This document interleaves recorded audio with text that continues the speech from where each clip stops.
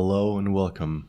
I'm Nick Coffey and you're listening to Ministerium Radio, brought to you in part by Ogden Audiovisual Club. Tonight is a very special night, folks, because tonight we have not one, not two, but three entire stories to share with the cosmos. So, let's get into the first one. My name is Trent, and I run my own actuarial practice out of Michigan. But that's not all there is to know about me. I also like to lose myself in the art of pottery. That's great, Trent. Yeah, that's really great. I think there's something about everyone that makes them special. And I think maybe pottery could be your special thing. The art of pottery is elusive. You have to take the clay and roll it with your hands until it becomes like a snake, long and mighty. Then you must lay down the snake in a coil so that it becomes shaped like a pot. Do not think that the hard work is over just yet. The clay must then be rotated and sculpted to perfection with your hands, that you must wet with water so that you do not damage the pot. Perfection is hard to reach. For me, it hasn't happened yet. And here's the real story, where it really begins. Once I tried to make the perfect pot, and I really believed I could do it. I made pot after pot after pot after pot after pot after pot, until I finally had enough. I stood up, and I said, "I've had enough." That's what I said. I looked at my pot, if it so could be called, and I was painfully aware of how not perfect it was. Why was the pot not perfect? Why did it have that little bump and that scratch? Why was it so hideous and so unfortunate to be born into this world? Why did God abandon this ugly, revolting little pot? So I threw it right out of the window, and golly, I was so mad I could have thrown my tools with it. That night it rained, and it was one of those types of rain I can feel in my shoulders and fingers, which meant it was going to be a real rough one. When I looked out the window that morning, I saw something remarkable. A small bird was perched right on the rim of my discarded pot. Right there, in the yard.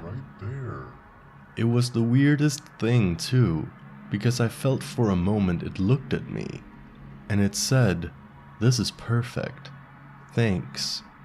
And I thought to myself, yes, this is pretty perfect.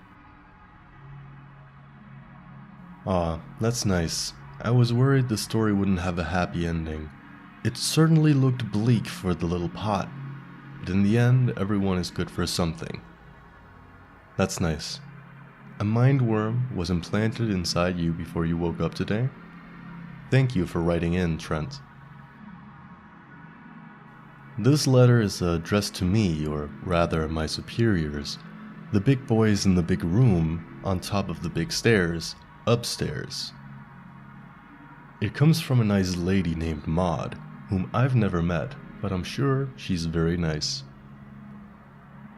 To whom it may concern, my name is Maud Perkovic. This is a formal, consider this a formal letter of complaisance. No, a formal letter of complaint.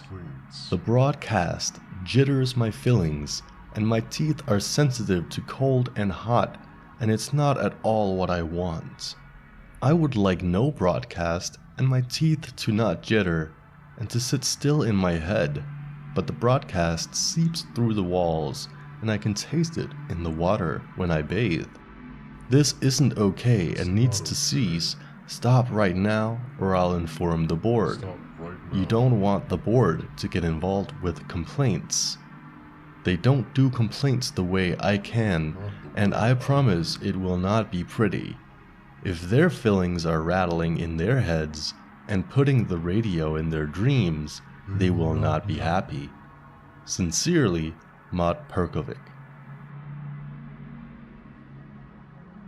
Thank you, Maud. That was a lovely piece of writing, but I personally would have liked it better if it rhymed. Very nice. The third story of the night is a love letter, and as might be obvious to everyone, I am in fact a hopeless romantic. Let's read this. Oh.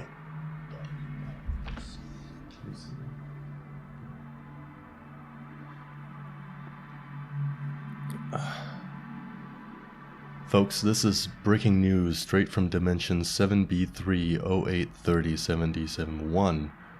Whereas I'm just now being informed World War III has broken out. A nuclear war at that. Anyone familiar with the term MAD or MAD knows what this means for the denizens of Dimension 7B3083077-1. Mutually assured destruction. It is of right now unclear who fired the first nuclear warhead, but as of right now, the greater majority of Europe and the Americas are engulfed in nuclear fire. There's hardly a word I can speak appropriate for this moment in Dimension 7B3083077-1's history. Surely none befitting the vanquishing of so many. We send our deepest condolences, although there is hardly anyone to condole. Maybe we should send our condolences to you, listener. After all, you just died. As some of you may know, Dimension 7B3083077-1 was like our own dimension, with one key difference which made it popular to those able to visit it. During the formation of Dimension 7B3083077-1's Earth, a perfect statue of screen and stage actor Patrick Stewart rose somewhere in the Andes Mountains. It stood for millennia, eons, and now I have to assume that it is no more. It was very nice. I really would have liked to see it. That also means Dimension 7B3083077-1 had a version of you, as you are right now, virtually the same, with one key difference. Death. Heat death, probably. Maybe acute radiation poisoning. I died. Tallulah Winkle, my downstairs neighbor who is very nice, just died. We all just died. All of us. It's almost like I can feel it myself. Dear listener, if you can, I'd like you to think about infinity. Do you get it? Probably. Maybe not. Contemplate it for a second. Good. The multiverse is infinite. That means that Dimension 7B3083077-1 exists, with another you in it. It also means that there exists an infinity of Dimension 7B3083077-1, an infinity of nuclear war, an infinity of screaming death, of souls flying into the gaping maw of cosmic indifference, an infinity of heat death, infinite fractals of departure. But you're here. You're in the dimension that didn't end today. I think, dear listener, that makes you pretty lucky. Well, that's all the time we have for tonight. I'm sorry we didn't get to read the love letter as promised, but I assure you we will get to that next week. Have a great night, and remember, you're the version of you who deserves to be happy.